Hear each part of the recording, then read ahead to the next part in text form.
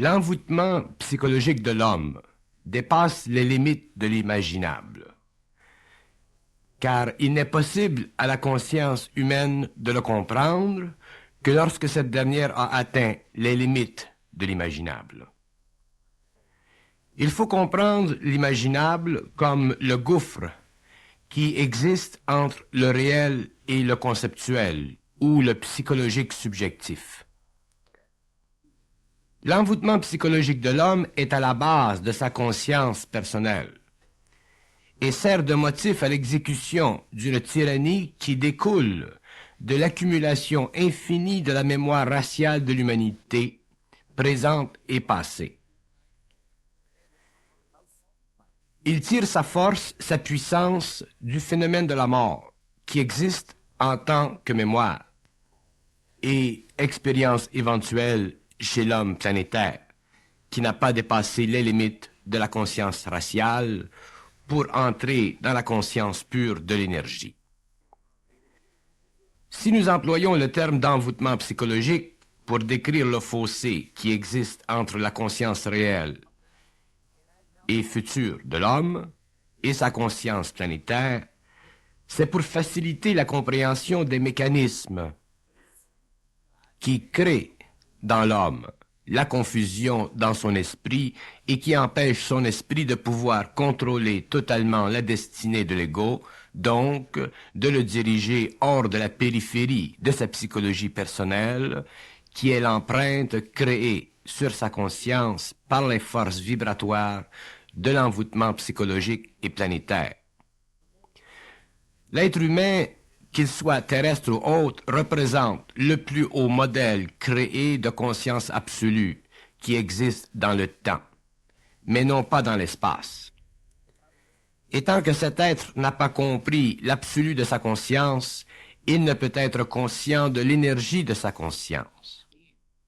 Donc, il ne peut être conscient de la dimension de son intelligence, car l'envoûtement psychologique le retient et le confine à l'expression de lui-même, qui n'est en fait que l'expression de son impuissance caractéristique, c'est-à-dire de l'impuissance de sa volonté et de son intelligence, contre le pouvoir psychologique de son ego, contre son ego.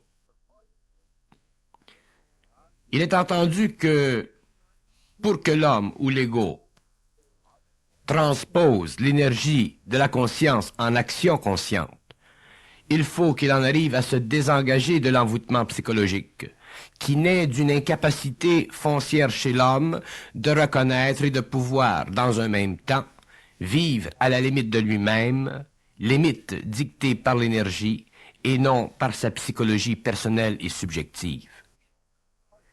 Si l'homme comprenait la nature même de l'énergie en lui, il pourrait construire graduellement l'escalier qui le mène où il veut, au lieu de monter l'escalier qui le mène quelque part dans l'expérience.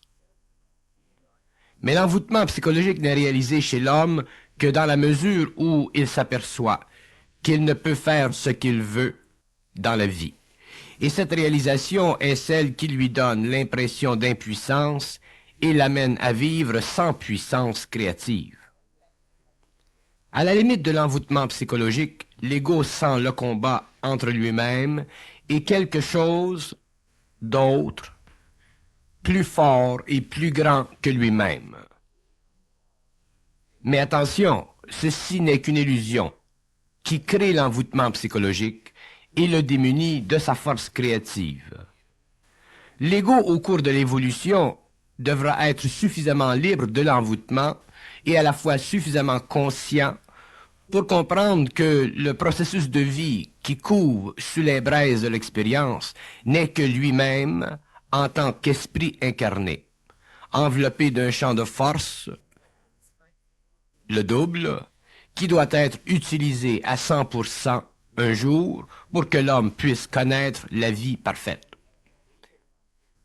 Mais ici, le voile devient encore opaque devant la vision de l'homme, car l'unification des différentes couches d'énergie qui constituent l'homme expérimental, l'homme planétaire, n'est pas totale. Donc l'ego a l'impression d'être sous-tendu à une force intérieure quelconque, plus forte que lui, lorsqu'en fait la force de cette énergie n'est proportionnelle qu'à l'inhabilité de l'ego de l'utiliser. S'il pouvait l'utiliser, elle serait instantanément créative, donc instantanément gratifiante pour lui, et il n'en sentirait plus la domination. L'envoûtement psychologique est un mode très vaste et très développé d'autogestion qui semble relever de soi dans le cas de l'inconscience totale ou d'une force plus grande que soi là où la conscience est en voie de développement, mais non encore arrivée à terme. Donc, l'homme inconscient de l'envoûtement psychologique vit selon un mode de vie qui semble lui être adapté. Et l'homme qui se conscientise à l'autre bout du spectrum, la vit comme étant une force, une grande force intérieure en lui, qui lui impose une certaine ligne d'action ou de mouvement, alors que l'homme total l'aperçoit comme la différence entre ce qu'il a de besoin et ce qu'il veut. Mais qui ou quoi détermine ce que l'homme a de besoin ou ce que l'homme veut? La réponse est simple. L'énergie en lui qui n'est plus envoûtée, c'est-à-dire l'énergie en lui qui est canalisée parfaitement pour le bien-être psychologique de la conscience vibratoire, réalisée à travers un psychisme et une matière qui doit être totalement harmonisée afin de pouvoir être totalement unifié par et dans cette énergie qui se situe infiniment en dehors de la muraille de l'ego. L'envoûtement psychologique de l'ego est tellement puissant que l'organisation de la vie de l'homme ne peut se faire selon l'énergie créative en lui, mais se fait selon une loi de moindre résistance créée par l'ego afin de ne pas souffrir du gouffre qui existe entre lui et sa conscience totale ou vibratoire. L'ego ne peut comprendre le pourquoi de l'activité vibratoire de l'énergie, car il ne peut s'ouvrir à elle totalement à cause de l'envoûtement auquel il est assujetti.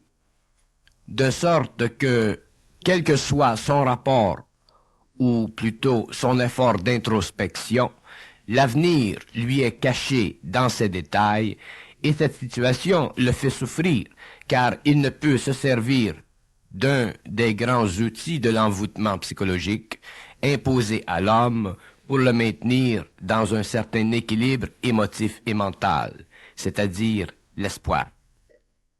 Lorsque l'homme ne peut plus se servir de cet outil, car l'énergie trop puissante bloque les mécanismes de l'envoûtement psychologique, il se sent envoûté encore plus, car l'énergie envoûte d'une autre façon, c'est-à-dire qu'elle n'accorde plus à l'ego d'illusion, car son expérience lui a révélé que les événements se chargent de rétablir éventuellement l'ordre dans sa vie, et que lui ne peut que s'en rendre compte sans pouvoir par lui-même les affecter ou les construire.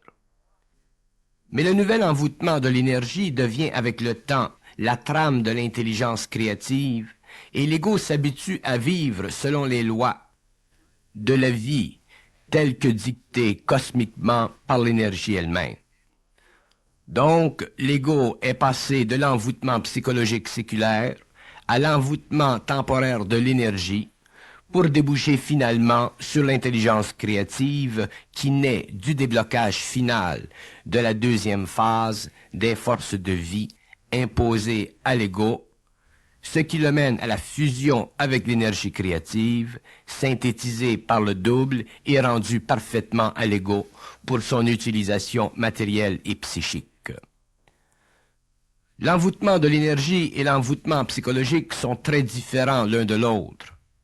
Dans le premier cas, l'ego a peur. Dans le deuxième, il est ignorant. La peur est naturelle, l'ignorance artificielle. La peur est le produit de l'imperfection des corps subtils, l'ignorance est le produit de l'imposition sur l'ego d'un voile psychologique qui convient à sa personnalité et le maintient très longtemps sous l'emprise de forces dont il ne connaît ou ne comprend même pas l'existence, car elles font partie de la structure réflexive dont il se sert pour penser et vivre ses émotions. L'envoûtement psychologique est dangereux pour l'homme à longue échéance, car il ne lui permet plus de dépasser les limites de sa conscience inférieure, alors que l'envoûtement de l'énergie est la force même qui aspire l'homme à l'extérieur des limites psychologiques de sa conscience et le projette dans le vide de l'intelligence créative, où il réalise parfaitement la grande perfection des forces de vie qui travaillent à travers l'ego pour la descente sur le plan matériel d'une conscience supérieure et supramentale. Tant que l'homme n'a pas égalisé en lui l'envoûtement de l'énergie contre l'envoûtement psychologique, il lui est impossible de réaliser et de vivre de l'intelligence créative, car cette dernière est au-delà de la matière mentale psychologique de l'homme, donc elle ne peut pas nuire à l'homme, c'est-à-dire à l'évolution de l'homme, ou à la société future de l'homme. C'est pourquoi l'envoûtement de l'énergie de la conscience humaine est la plus grande souffrance de l'ego, non pas parce qu'elle est réellement difficile à supporter, mais parce que l'ego n'est pas réel, donc la trouve difficile à supporter. Et pourquoi n'est-il pas réel, l'ego? À cause de l'envoûtement psychologique qui le suit dans toutes ses pensées et toutes ses émotions. L'envoûtement psychologique chez l'homme correspond à la ligne de force qui lie l'ego à la matière, alors que l'envoûtement de l'énergie chez l'homme correspond à la ligne de force qui le tire hors de la matière anciennement valorisée par l'ego pour l'amener à comprendre son rôle créatif vis-à-vis la matière afin qu'il cesse d'en être esclave. Quand je dis la matière, je parle aussi de la forme. Par exemple, lorsque l'homme est psychologiquement envoûté, la matière devient suprême et le travail un joug dans sa vie. Lorsque l'homme connaît l'envoûtement de l'énergie, il souffre de la matière, car il ne peut la posséder comme auparavant, de sorte que le travail devient plus difficile pour lui, car il ne peut s'accorder avec les conditions psychologiques du travail créées par l'homme inconscient ou vécues par l'homme inconscient. Lorsqu'il a dépassé l'envoûtement de l'énergie, une nouvelle forme de travail surgit de l'esprit, travail qui convient parfaitement à l'homme, car il en est maintenant libre, c'est-à-dire qu'il le fait, car ce travail est vibratoirement ajusté à la conscience nouvelle et grandissante de l'ego. À partir de ce temps dans la vie de l'homme, il ne travaille plus, il crée ou travaille à son aise. Son travail est créatif, lui convient, dans le sens réel du terme. Donc, pour que le travail de l'homme soit créatif, ce dernier doit avoir dépassé l'envoûtement de l'énergie et ne plus être prisonnier de l'envoûtement psychologique qui fait du travail un joug. L'envoûtement psychologique de l'humanité correspond à une manière de voir la vie, d'une façon totalement différenciée, c'est-à-dire d'une façon totalement décousue de la réalité de la conscience qui naît de l'abolition de la psychologie envoûtée. Cette situation crée le mode de civilisation que nous connaissons. Tant que l'homme n'aura pas dépassé l'envoûtement psychologique, il ne pourra réaliser d'autres formes de civilisation ou de vie sociétale, car la société et son arrangement sera toujours trop contraignante pour lui. Il ne pourra concevoir d'autres façons de vivre, car l'envoûtement sera trop fort, trop profond, pour que l'ego ose s'imaginer possible de vivre autrement. D'ailleurs, c'est justement ce qui crée la linéarité historique. Pour que l'homme brise cette linéarité, il doit un jour subir l'envoûtement de l'énergie qui détruit l'envoûtement psychologique et le propulse dans une nouvelle courbe d'évolution au prix de l'abolition totale de ses inquiétudes psychologiques. Ceci n'est pas facile car l'abolition de l'inquiétude ne peut naître que de la compression de l'énergie contre la mémoire, et ce travail naît de l'énergie qui est spiritualisée par le double, c'est-à-dire rendue harmonieuse avec la vie matérielle. Mais le double, c'est l'enveloppe où se transpose dans l'homme l'énergie. Ceci veut dire qu'elle se différencie dans le double pour être ensuite absorbée par les corps subtils de l'homme, d'où la souffrance qui témoigne du travail fait contre l'envoûtement psychologique. L'ego veut la vie, mais ne veut pas vivre le passage qui mène à elle. C'est normal, puisqu'aucun ego ne désire souffrir. Et s'il y a ego désirant souffrir, c'est qu'il n'a pas assez souffert pour la refuser. Ceci aussi fait partie de l'envoûtement psychologique. Il faut avoir souffert pour chercher à ne plus la connaître, cette souffrance. Lorsque l'envoûtement de l'énergie s'exerce, la souffrance apparaît pour faire disparaître l'envoûtement psychologique et de là naît la conscience créative, c'est-à-dire le pouvoir créatif à une échelle ou à une autre. L'envoûtement de la psychologie est totalement ancré dans la conscience de l'homme que seule la fusion peut éliminer, c'est-à-dire rendre consciente. Il faut reconnaître que l'ego n'est pas le produit de l'intelligence créative, mais le produit de l'organisation énergétique des principes inférieurs de l'homme.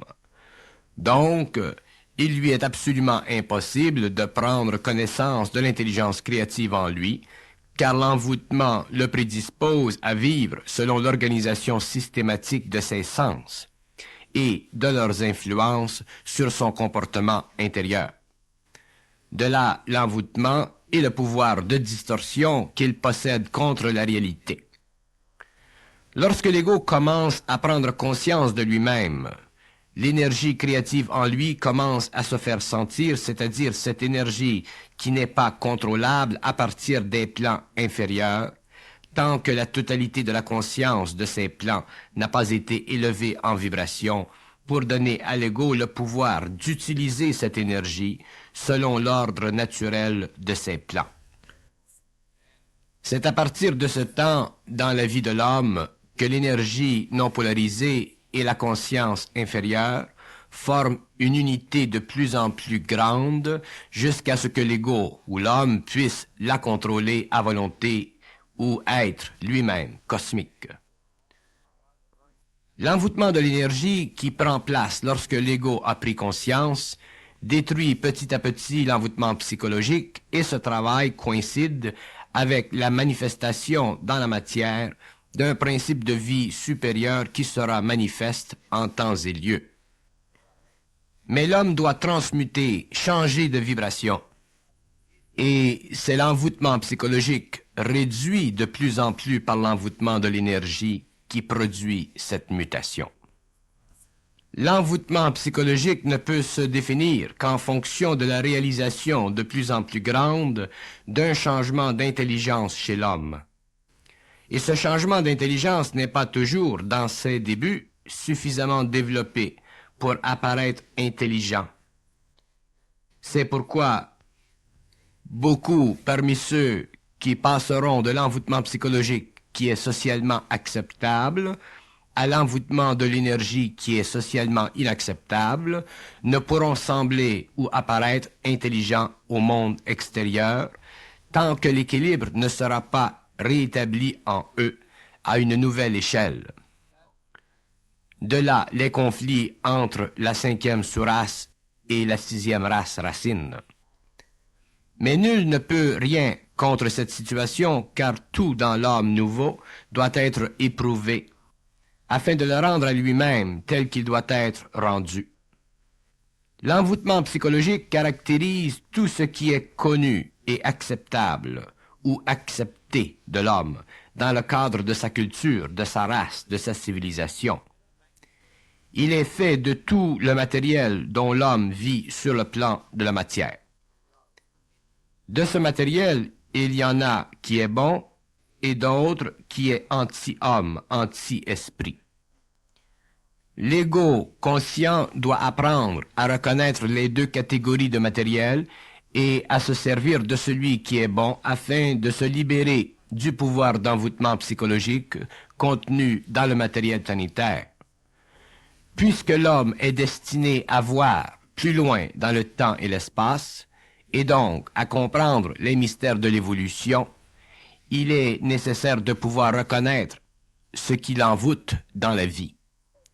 Cette première reconnaissance l'habitue à pouvoir vivre sans le pouvoir excessif sur lui de cette matière. Évidemment, ceci est une épreuve, car ce dont il était auparavant construit ne lui sert plus, ou de moins en moins, et il voit graduellement son être ancien se désintégrer sous la présence de l'envoûtement de l'énergie qui commence à se canaliser en lui. L'envoûtement de l'énergie est un phénomène particulier qui nous instruit de la nature même de notre inquiétude permanente, de cette inquiétude qui semble toujours se montrer la tête, comme s'il était absolument impossible à l'homme de vivre sans inquiétude aucune. Et ce n'est que l'immersion dans l'énergie que nous sentons lorsqu'elle est très forte en équivalence qui nous permet de détruire à tout jamais le pouvoir d'envoûtement psychologique qui construit avec de fausses matières nos vies planétaires. L'envoûtement psychologique chez l'homme est proportionnel à son ignorance de fond, c'est-à-dire au pouvoir que possède la mémoire d'âme sur l'ego.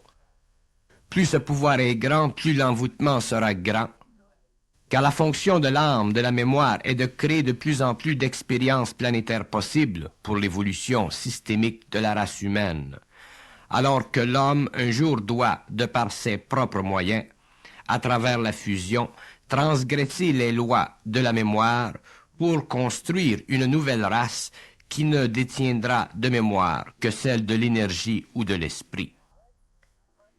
Mais l'esprit et l'ego ne se fondent que lorsque l'envoûtement psychologique a été annihilé par l'envoûtement équivalent de l'énergie, qui représente la descente de l'esprit sur les plans inférieurs de la matière.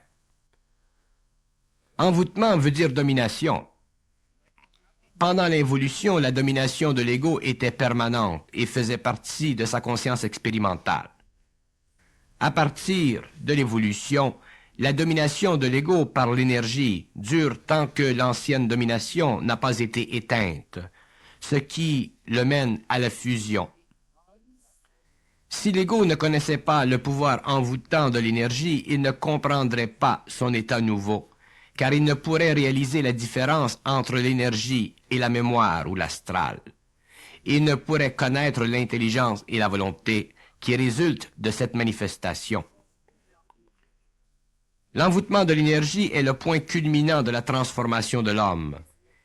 Il apparaît à ceux qui ont la compréhension profonde que l'envoûtement de l'énergie apportera sur la Terre, dans les années à venir, un pouvoir humain supérieur à celui que connaissait ou que connaissent d'autres planètes, car l'avantage de l'homme terrestre sur les autres espaces en évolution découle de sa descente vers la matière, alors que ces derniers viennent de la matière. Autrement dit, l'homme terrestre est le seul qui ne soit pas le produit d'une forme quelconque de déterminisme biologique, tel que les animaux et les formes inférieures à ce règne. Autrement dit, l'homme ne vient pas de la terre. Il est descendu sur la terre et doit retourner à sa source. Ceci est un des grands mystères de l'homme qui ne sera clarifié que lorsque la science aura comprise que le code génétique humain est un code créé par des intelligences qui voulaient que l'homme, au cours de l'évolution, expérimente la conscience avant de la comprendre. Voilà pourquoi l'homme connaît jusqu'à aujourd'hui l'envoûtement psychologique qui lui fait vivre sa conscience expérimentalement sans la comprendre. Si l'homme comprenait sa conscience, il serait créatif et parfaitement heureux, car il n'aurait pas à craindre d'aucune façon le retour à la mort. Mais les hommes n'ont pas tous le pouvoir de transgresser les lois de la mémoire, Voilà pourquoi la récupération sera un long processus qui commence avec la formation de la sixième race racine. Il y a beaucoup à dire en ce qui concerne l'envoûtement psychologique de l'homme, car l'écart entre la réalité humaine de l'avenir et la vie humaine d'aujourd'hui représente toute une gamme de discours qui proviennent de ces sphères d'énergie qui n'ont rien à cacher à l'homme, puisqu'elles sont créatives et originellement responsables de l'imperfection implantée dans sa conscience par la voie de la pensée, qui demeurait le seul lien entre l'homme et ses mondes d'origine, afin de lui permettre d'évoluer selon un ordre qui convenait parfaitement avec un ordre supérieur à sa matière. S'il avait été donné à l'homme de connaître ses origines, il n'aurait pu vivre sur la terre, et la lumière ou l'esprit n'aurait pu pénétrer la matière consciente de l'homme. En demeurant à l'ombre, dans l'astral de sa conscience, l'âme ou la mémoire s'occupait de lui pour fournir le matériel nécessaire à sa survie psychologique pendant des millénaires. Au fur et à mesure qu'elle acquérait de l'expérience, l'humanité progressait sans pour cela évoluer. La progression permit la création de civilisations de plus en plus complexes, jusqu'à ce que l'homme fût prêt à remonter le courant de son expérience, de sa mémoire, afin de brûler ce qui l'avait envoûté psychologiquement, pour que se libère l'être cosmique en lui, autrement dit, le résultat de la fusion, qui fera vivre l'être humain au même taux que la lumière qui au début lui donna forme. Cette condition sera l'achèvement des puissances de domination et l'avènement de la puissance créative de l'homme, du surhomme de la sixième race. Mais tout ceci se fera sans fanfare, car les hommes ne peuvent comprendre ce qui leur est voilé à cause de l'envoûtement psychologique. Ce qui est pénible pour l'homme, c'est qu'il lui est difficile de reconnaître la différence entre le malfaiteur et l'homme de bien, car sa vision intérieure est encore bloquée. Mais le surhomme verra, et ce qu'il verra sera la mesure de ce qu'il voudra connaître ou repousser. Donc, l'envoûtement psychologique entre les hommes conscients ne sera plus possible, et ceci créera un noyautage parmi les hommes qui, à un certain stage, disparaîtront de la circulation, car ceux-là qui seront de ce noyau auront des choses à faire que l'homme inconscient ne peut comprendre. Donc, qu'il ne peut connaître. Sinon, il crée la fabulation, car il est encore envoûté, et tout ce qu'il ne comprend pas le fascine, un peu comme l'enfant. L'homme doit s'instruire de tout ce qui l'envoûte, afin de pouvoir réaliser vibratoirement que la nature de son intelligence est infinie. Tant que l'homme n'aura pas réalisé l'infinité de son intelligence, il y aura un voile sur sa conscience, et il ne pourra concentrer son énergie en fonction de lui-même. Il la diffusera sans cesse en fonction d'autres hommes ou d'autres conditions qui sont loin de lui, loin de sa science, loin de son taux vibratoire. Ce n'est pas parce que l'homme est intelligent dans ses habitudes qu'il faut le considérer comme tel, car l'intelligence de l'homme fait partie de son envoûtement. Donc, quel que soit le produit de cette intelligence, de cet intellect sur le plan matériel, il est toujours dirigé contre l'homme, car il ne naît pas de lui, mais des forces en lui qui l'ont lié à la matière par le truchement de l'envoûtement psychologique de l'ego. Mais comme l'homme cosmique vit sur le plan matériel, il est nécessaire qu'un certain temps soit alloué pour qu'il cesse de voir seulement le matériel planétaire avant de pouvoir discerner le monde qui sous-tend la matière auquel sont habitués ses sens. L'envoûtement psychologique de l'homme coïncide avec ses sens, et ses sens colorent ses pensées, et ses pensées engendrent ses émotions, et le cercle est parfait. Vicieusement parfait. de sorte que l'homme de la sixième évolution doit subir le choc vibratoire de l'envoûtement de l'énergie pour sortir de la valeur des sens et connaître les valeurs de son esprit, les valeurs du monde mental où il doit retourner. Si l'homme connaissait la lumière ou l'éther sans préparation, il ne pourrait y vivre, car l'absence totale de mémoire astrale dans ce monde ne pourrait lui offrir le support psychologique que lui donne l'envoûtement psychologique. Il serait perdu et terrifié. L'homme doit en arriver à vivre au niveau vibratoire et ne pas vivre inconsciemment au niveau des sens seulement, car une telle vie le force à se lier constamment avec la matière inférieure et l'empêche de connaître l'éther ou la matière inférieure n'est qu'une dimension équivalente au rêve pour l'homme inconscient. Lorsque la matière sera tel un rêve et le rêve réalité, l'homme sera cosmique, c'est-à-dire qu'il ne pourra plus retourner dans le monde de la mort et l'immortalité sera la qualité de sa conscience. Autrement dit, l'homme doit être renversé. Et ce renversement se crée par la décharge puissante de l'envoûtement de l'énergie contre l'envoûtement psychologique dont la souffrance extrême et subtile n'est connue que de ceux qui sont appelés à être les dieux de demain. Mais le Dieu de demain, à cause de la perfection de la matière, pourra agir sur elle et lui donner un visage nouveau, afin que la Terre devienne petit à petit un nouveau soleil, dont l'énergie sera produite par l'indifférencié à travers le différencié rendu conscient, c'est-à-dire puissant en intelligence, en volonté et en amour. La vie, c'est le pouvoir de ces trois principes réunis. Et l'homme de demain sera la vie sur la terre et à cause de ceci pourra modifier les formes de vie qui existent, car seule la vie peut modifier la vie. Mais la vie n'est pas encore parfaite sur la terre, car celle que nous connaissons est alimentée par le soleil matériel au lieu d'être alimentée par le soleil noir de l'éther. Pour que l'homme connaisse la vie alimentée par le soleil noir, il faut que son intelligence soit totale, c'est-à-dire que l'envoûtement psychologique ne soit plus imprimé dans sa conscience. Ceux qui connaîtront la vie, dans le sens immatériel du terme, connaîtront les lois de l'énergie et ne pourront plus être assujettis à la domination millénaire de l'envoûtement, qui a donné naissance à une civilisation fondée sur le principe du pouvoir matériel.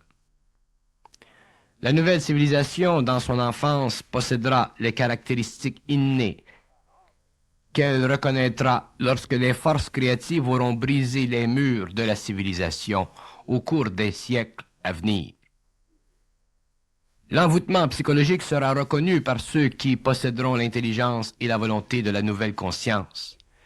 Et toute conscience nouvelle sur la terre brisera l'emprise de cet envoûtement sur l'homme.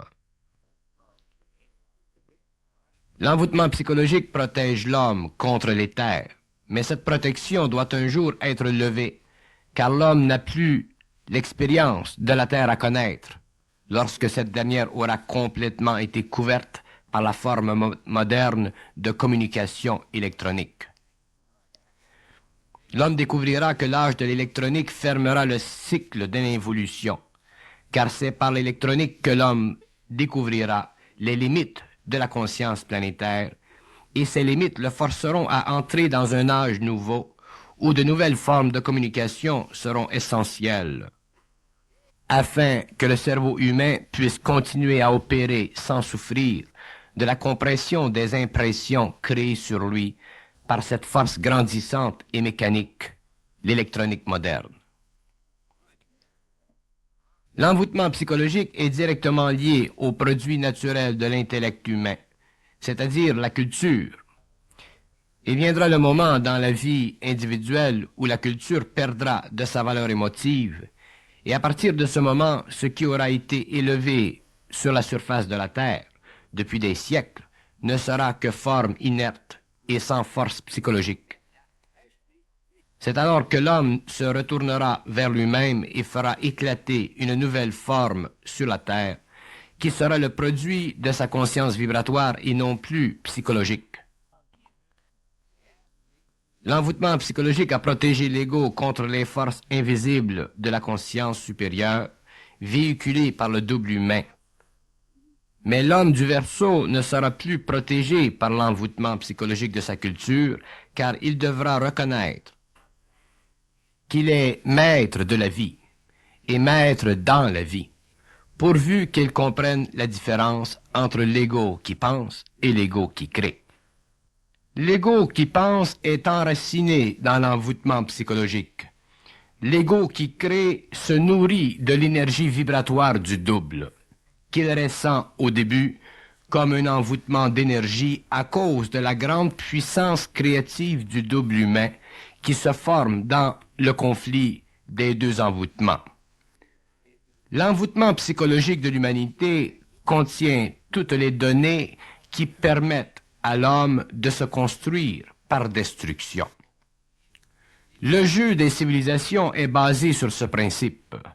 Les nations sont nées de la mort des autres et aujourd'hui, le point culminant de l'activation de ce principe se retrouve dans le conflit contemporain entre le communisme international et le capitalisme mondial. L'homme est toujours assujetti aux forces de l'envoûtement psychologique que crée la conscience humaine, car il n'a pas encore compris qu'il peut vivre d'une intelligence qui n'est pas expérimentale ou qui ne naît pas du pouvoir de l'envoûtement sur lui.